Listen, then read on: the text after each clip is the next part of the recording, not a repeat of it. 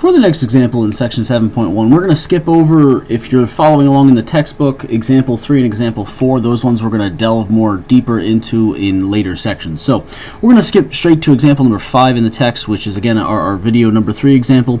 And it's the integral of dx divided by the square root of -7 minus 8x minus x squared. Now, the problem with this is, again, you'd like to try and let a u equal to this denominator interior of the radical piece, but in attempting so, you're going to end up with a 2x here, and then minus or plus in some form an 8. And we're not going to have that on the top for our du. So what we're going to have to do instead is we're going to have to manipulate this interior in some form. Now, if you recall looking at the formulas on page 503, there's an arc sine formula that the integral of 1 over something squared minus a variable squared will be, inside that square root, will be arc sine. So what we're going to do is we're going to try and manipulate this thing so it becomes of that form.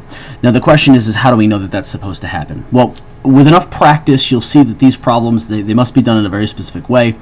We will have an entire section on algebraic integration using those trig rules. But for right now, what we're going to stick to is the idea that we have to algebraically manipulate this function in order to make it a nice function for us to deal with, or it's in one of the forms for a formula. So what we're going to do is we're going to start by pulling out this -7 minus 8x minus x squared from the integral as well as from the radical, and we're just going to play with this. We're going to use again what the form is, the method is called as completing the square. It's something that you probably at one point in time learned in pre-calculus, but we have to review it here. So for me to do complete the square, I'm going to go ahead and factor the negative out of all these terms because I like my x squared being a positive. And then I'm also going to make sure that the x squared is first, the x term is second, and the constant term is last. So I'm going to factor out the negative, end up with x squared, a positive 8x, and a positive 7. Again, the reason why those are now positive is because I factored the negative out of all three of these terms, changing this to a positive.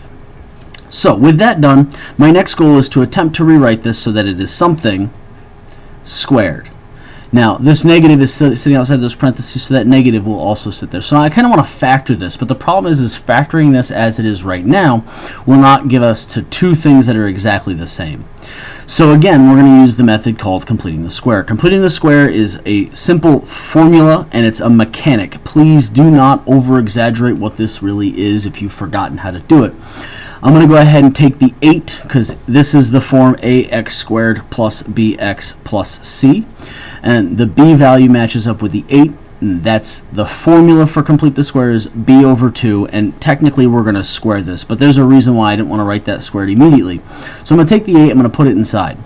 That puts it as 8 over 2 quantity squared, and I would strongly suggest that you write this, all the work that I'm doing in your notes.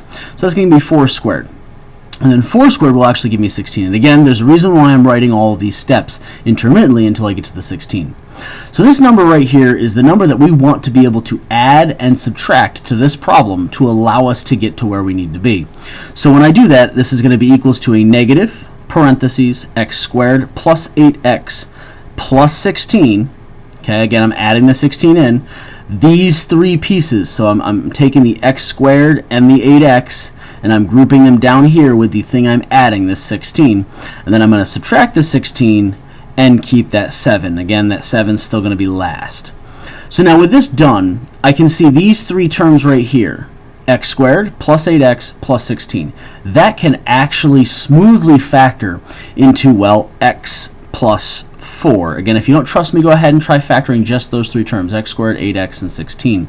It actually factors perfectly into x plus this number. And again, that's why I write that thing squared down, is because that number right there is the number that's going to be here. You might have some really nasty complete the square problems in the future, in which case you're going to want to know that without having to do any actual factoring work, that these three terms will factor into this squared. Now, there's one last piece that I have to worry about, and again, because it's negative in front of everything, I have to deal with this negative 16 plus 7, which is really just a minus 9. So knowing this allows us to rewrite this thing as a negative x plus 4 squared, which is, again, something squared, minus a 3 squared. And this will be of the form of, again, u squared minus a squared, which allows us to make this comparison to a arc sine integral. Okay? So in terms of that, again, we won't really finish this. I'm going to hand wave over this problem. This integral is nothing more than the integral of dx divided by a negative, which I can move that negative outside and up top. The square root, that negative can't be moved out where it is. It has to be inside this integral.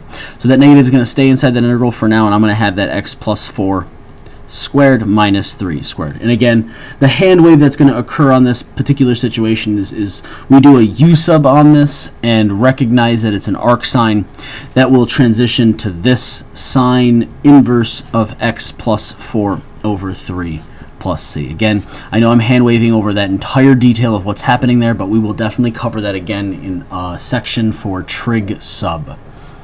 That ends this particular example. Again, do not forget the concept of complete the square and the mechanic that is required. Adding b over 2 squared inside and then subtracting it outside in theory.